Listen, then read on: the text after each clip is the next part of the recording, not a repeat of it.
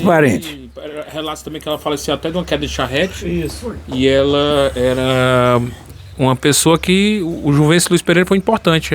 Você vê algumas fachadas de casa hoje com as iniciais, inclusive o seu Messias no blog dele mostra, na Rua do Cartório tem algumas casas com a fachada com JLP, né? JLP, então foi um grande influenciador da cidade de Ubajara. Tudo isso feito com recursos próprios. Isso, ele, por sinal, diferente de tempos atuais, onde a política não é um bom exemplo, na data dele ele construiu a prefeitura com recurso próprio. Isso. Não existe ainda licitação superfaturada, não. Foi o advento depois.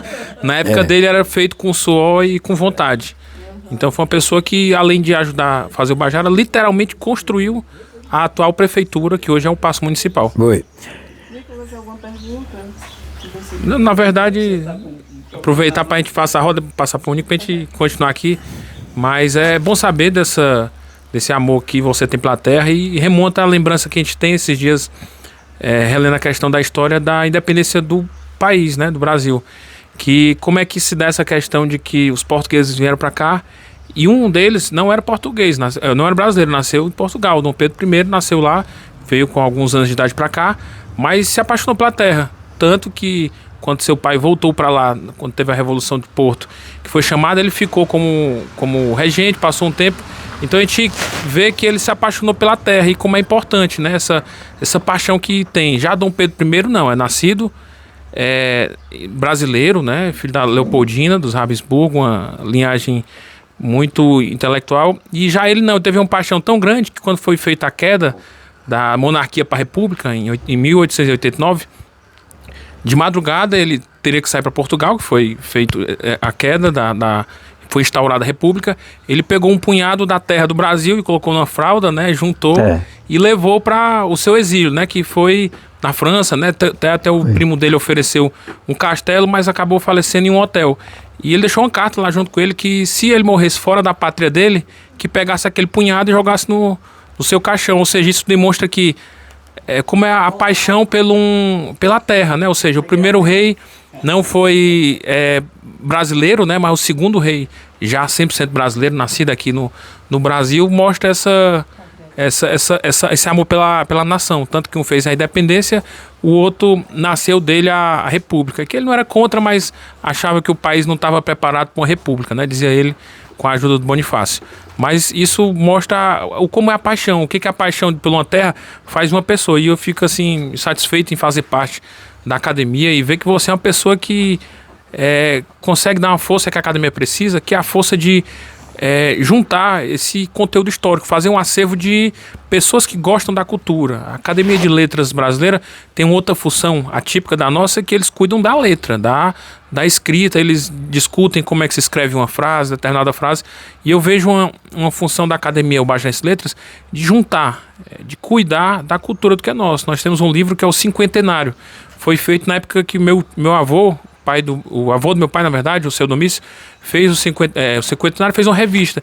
E até hoje o que a gente vem se pendurando às vezes, tenta segurar uma coisa ou outra por lá, mas é um livro pequeno, tem algumas informações, mas você vê que o pouco que foi feito ainda é alguma coisa que nós temos. Então, assim, eu acho que para próximas gerações a gente já está atrasado. Eu acho que a gente tem que fazer. Exatamente, nós temos que fazer o do centenário, temos que deixar algum acervo histórico adiante, porque se antes não tinha academia, o senhor falou que em 70 anos atrás já tinha essa ideia, e agora com a academia feita, nós temos que ter um acervo criado, digital ou não, para as próximas gerações, mas a gente precisa ter uma criação de um acervo de pessoas que tenham cuidado e zelo pela nossa cultura. Então, fico satisfeito em nome da presidência da Academia de Letras, dou as boas-vindas a você e a todos os outros ingressos que não estão aqui hoje, mas temos outras figuras ilustres também que vão ter, e dou as boas-vindas a você e aos demais que vão entrar. Oi, José Maria. Bom, já fizeram muitas perguntas, mas meu nome é Monique, né? Eu sou filha de José Vidomar Gomes, neta meu amigo, muito meu amigo. Neta de Chico Salvino, né? Isso. Lá do Sítio Suminar. Também. Gente boa demais, minha família. Não é porque é minha família, não, gente, é porque a gente é gente boa. Então, seu Zé Maria, me diga aqui uma coisa. Olha, o meu patrono é seu Edmundo Macedo, e eu cheguei a conviver com ele, eu fui aluna dele, e na época eu estava aprendendo a entrar na internet. Naquela época, poucas pessoas em Bajara tinham internet. Eu fui uma das primeiras pessoas que conectou a internet com o modem do telefone ainda. Eu sou velha, viu? Aí, eu sou velha, eu sou do tempo do modem. Então, naquela época, seu Edmundo Macedo chegou para mim e disse assim, olha, eu tô com esse jornal aqui e tudo, você não quer fazer junto comigo, não? E ele fazia com uma pessoa lá de São Paulo. Aí eu disse, não, a gente pode fazer aqui, a gente edita aqui, a gente manda para os correios, para as pessoas, e daquele jeitinho dele, né? Ele pediu um patrocínio aqui, outro ali, e a gente fazia. Então, antes dele falecer, ele disse assim para mim, minha filha, não deixe isso aqui morrer, não. Quando eu me for, você continue. E assim ele faleceu, eu disse, meu Deus, como é que eu vou continuar isso? Porque ele era aposentado e ele tinha todo o tempo do mundo para ir de casa em casa, conversar com um, conversar com outro, pedir um patrocínio aqui. Como é que eu ia fazer isso sozinha, sendo que eu tinha que trabalhar, produzir para me sustentar, né? E aí eu fiquei em off. Aí, quando veio a ideia da academia, eu disse, caramba, vai ser uma oportunidade de eu resgatar esses textos, né, que estavam escondidos, gente que já escreveu, que está na biblioteca, tem alguns arquivos lá que estão lá, né, mas se a gente resgatar e botar para a internet, a gurizada vai querer ler, porque, assim, o pessoal diz muito assim, as pessoas não gostam mais de ler, depende. Se for sobre a cidade delas, ou se for sobre um parente delas, se for sobre alguma coisa sobre ela vai querer saber, né? E esse é o nosso papel também, de incentivar a leitura, de incentivar a curiosidade, né? Na nova geração e tudo mais. E foi assim que, dentro da academia, eu nem queria ser uma acadêmica, porque eu já estava feliz em participar com uma revista, mas por 2 vezes a minha não entrada foi rejeitada, né? Eles não aceitaram que eu não entrasse como acadêmica, né? Eu queria entrar como uma pessoa que participa e cuidar da revista. Então, mas assim mesmo, eu estou aqui do mesmo jeito. E a gente fez o site, né, que é obajarense.com.br. Nesse site a gente já tem alguns artigos lá, inclusive tem até um seu, que você contribuiu já faz algum tempo. Montes, né? Agora, no que tange a escrever, eu trabalho no Jornal Estado ainda, o jornal que está funcionando através da internet, saiu do papel. Isso do papel, é só online.